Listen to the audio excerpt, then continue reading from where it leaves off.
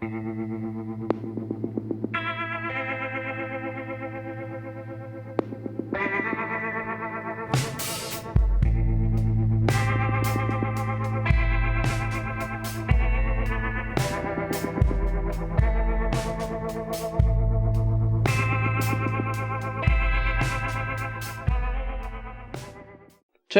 dobry dzień, szczęść Boże, witam Was w ten piękny dzień, w to piękne czwartkowe popołudnie. W tym momencie u mnie na zegarze za 6:03, jak widać tutaj moja lewa część twarzy jest oświetlona mocno, albowiem słońce praży. Wczoraj w słońcu to chyba było przeszło 40 stopni, także zaczynają się już te hice, a ja mam taką historię, taka jest historia, że ja dużo podróżuję autobusami, także ja to odczuwam szczególnie mocno, a często ludzie po prostu chyba się nie myją, bo momentami atmosfera w autobusie jest nie do wytrzymania. Także no, ale nie o tym chciałem mówić. A ten początek taki podróżniczy, kolejarski jest nie bez powodu, bo będę tutaj Wam opowiadał o książkach, a w zasadzie o książce tym razem jednej konkretnej. A jaki to ma związek, zapytacie, z PKP, z kolejami? Gdzie tu nawiązanie, gdzie tu łączność pomiędzy pociągiem a książką? I ten związek jest o tyle prosty, że ja po prostu jak jadę do swojej wybranki serca, to jest to dość długa trasa, bo jadę 9 godzin, 9 jadę 9 wracam. Także to jest ten czas, kiedy można sobie letką ręką przyswoić książkę albo nawet dwie. I też właśnie tak podróżując przeczytałem całą wiedźmińską sagę, właśnie jakieś, może no przed premierą trójki jeszcze, może jakieś 2 miesiące, no nie, miesiąc temu przeczytałem Sezon Burz, czyli ten taki prequel od Wiedźmina, który był mi przedstawiany jakoś tak negatywnie, że nie dorasta do pięt, znaczy tak nie może się równać z tymi poprzednimi częściami, ale mi się książka bardzo podobała, jakoś tak dopełniła, ubarwiła to wszystko, nie? Także jest tutaj w pełni przygotowany, doświadczony i oczytany dosłownie. Sztartnąłem do Wiedźmina trójki i teraz sobie ogrywam i czerpię pełnymi garściami. No i właśnie wtedy naszedł taki do mnie moment, że po prostu już nie miałem co czytać, a czytanie ostatnio bardzo polubiłem. Czytanie, które po szkole gimnazjalnej, licealnej mi zbrzydło, no bo tam człowiekowi daje się do czytania, każe mu się czytać książki, których on nie chce czytać, no i robi się takie sprzężenie zwrotne, że potem człowiek już generalnie traci, ja przynajmniej tak miałem, że straciłem możliwość do czytania dla przyjemności, nie, że to po prostu tak się zraziłem do książek i jak się już z tej atmosfery przymuszonego czytania licealnej tak otrząsnąłem, to już potem mogę znowu czytać z przyjemnością. I co tym razem chciałem Wam zaproponować, chociaż myślę, że wielu z Was to zna. Także mianowicie jest to książka rok 1984 George'a Orwella. Książka wydana w roku 1949 po raz pierwszy. Tutaj jeszcze takie stare wydane, nie wiem dokładnie w którym roku, wydane w roku 88, czyli 4 lata po tej dacie tytułowej, którą ta książka opisuje. Cena jeszcze stara, stara nominacja, jeszcze 600 zł. Ja tą książkę kupiłem sobie jakieś, niech pomyślę, 2, a może nawet 3 lata temu na Allegro. Do przeczytania tej książki zachęciła mnie piosenka mojego, no mogę powiedzieć może ulubionego, na pewno jednego z ulubionych zespołów, czyli Radiohead. Piosenka 2+2 równa się 5, która właśnie jest mocno inspirowana tą książką. I ten właśnie wątek tego równania 2+2 równa się 5 jest jednym tutaj z takich głównych wątków tej książki i tutaj się przewija, ale nie chcę Wam za bardzo zdradzać fabuły. Tak tylko pokrótce co to jest. Ja myślę, że jednak mimo wszystko wielu z Was tę książkę zna, ale może jest tak jak... A jeszcze wracając, kupiłem ją no i tak 2-3 lata temu i nigdy nie miałem czasu jakoś jej poczytać, potem straciłem tę ochotę do czytania i teraz do niej wróciłem i przeczytałem ją na raz.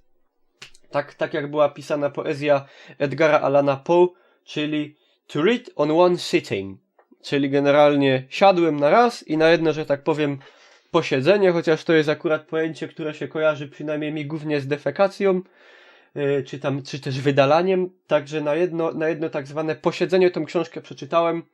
Na początku trochę się męczyłem, jest napisana trochę trudno, jest tam ten świat przedstawiony, jest bardzo opisany, tak powiedzmy, naturalistycznie, w tym sensie, że bardzo dokładnie jest to wszystko tak opisane, jak to życie tam głównego bohatera wygląda. I teraz tak, pokrótce co tam się dzieje? Mamy świat, który jest podzielony na 3 duże bloki, takie jakby polityczne.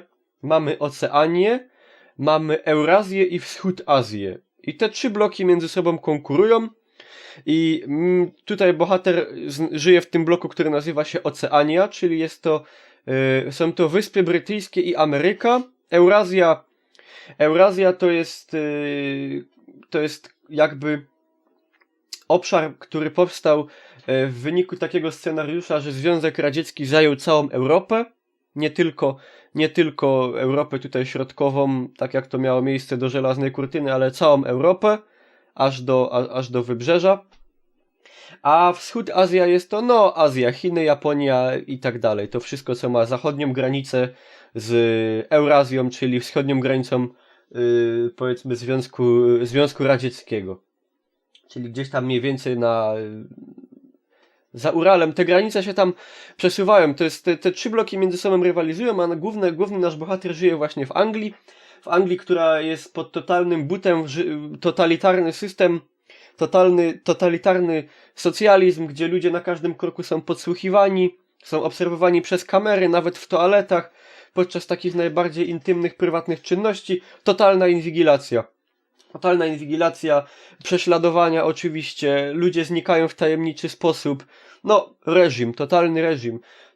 Takie trochę komuna w Polsce razy bardzo, bardzo, bardzo, bardzo dużo. Także oczywiście Orwell, jak to pisał, to on to napisał pod wpływem zakończonej wojny i totalitaryzmu nazistowskiego i komunizmu w Związku Radzieckim. On tego nie odczuł na własnej skórze, bo jako Anglik znał to tylko z przekazów, to co się działo w Związku Radzieckim, czy w krajach tak zwanych satelitach, ale oddanie tego można nawet, jeżeli jeszcze ktoś żył tutaj w Polsce w epoce komunizmu, to dużo jakichś takich wyolbrzymionych odniesień do tego do tego reżimu na pewno znajdzie. Także, i tyle wam powiem. I nie zdradzę wam więcej fabuły. Jest tam ten motyw, takie główne motywy to dwumyślenie, ten właśnie motyw tego równania, że 2 plus 2 równa się 5. I tak wam powiem, że to jest...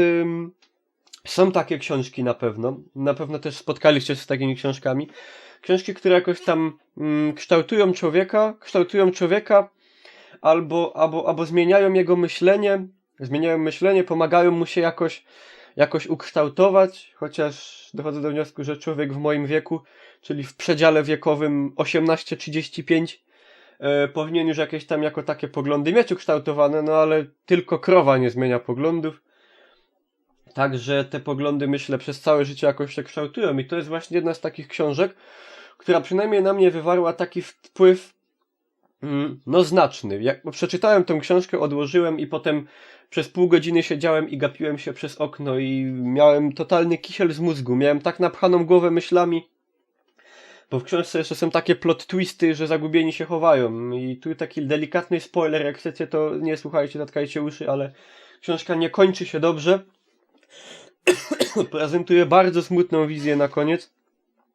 Ale też dlaczego ta książka wywarła na mnie takie wrażenie, oprócz tego, że tak długo chciałem do niej przysiąść i dopiero po takim długim czasie mi się to udało, bo potrafię w tej książce niestety znaleźć bardzo dużo nawiązań do rzeczywistości, do tego, co mamy teraz, do tego świata, w którym żyjemy.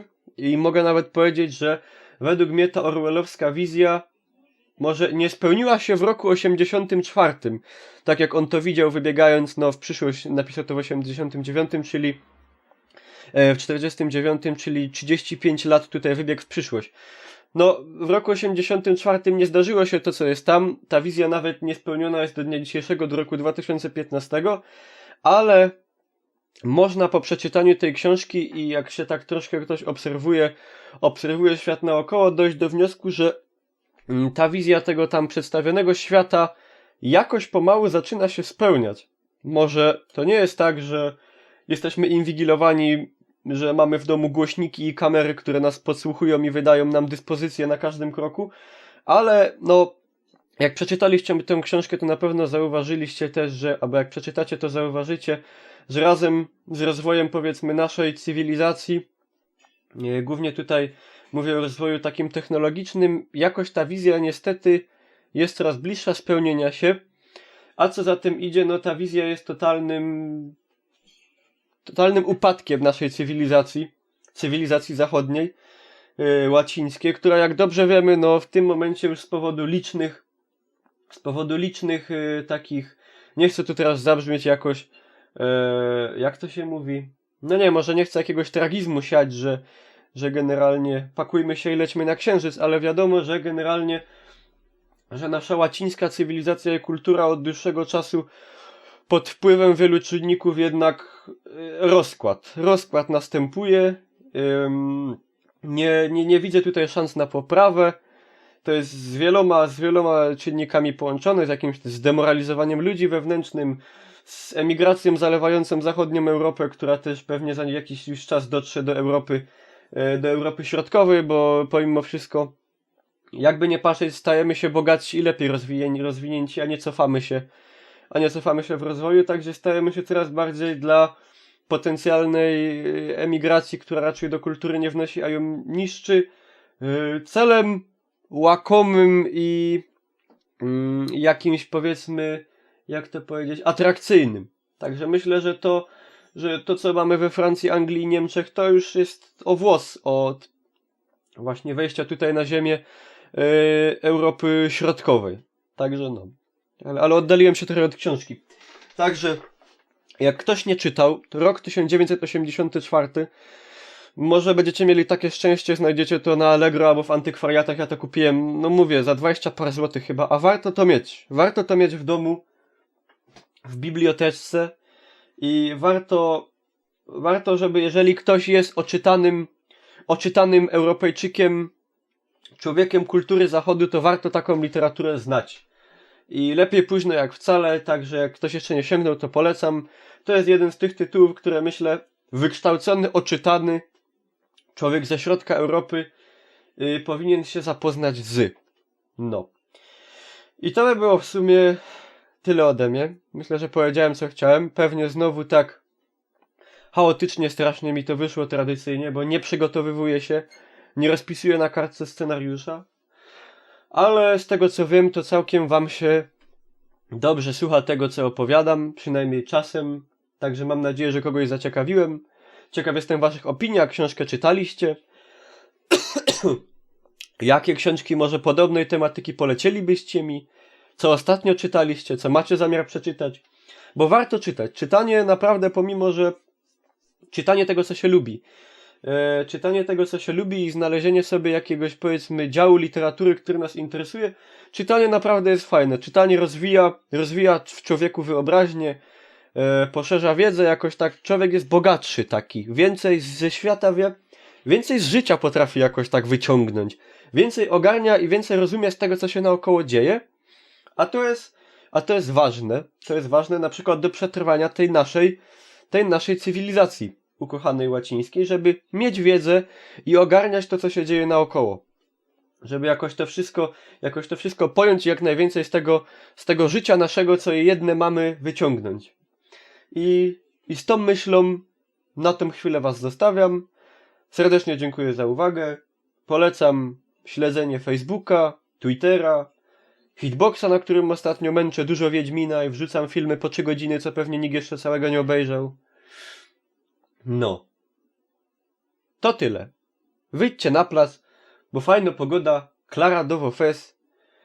No. I no nie dostańcie tam do głowy jakiego wylewu, albo udaru od słońca. Tyle. Dziękuję. Łostańcie z Bogiem. Patrzcie tam jako do zaś.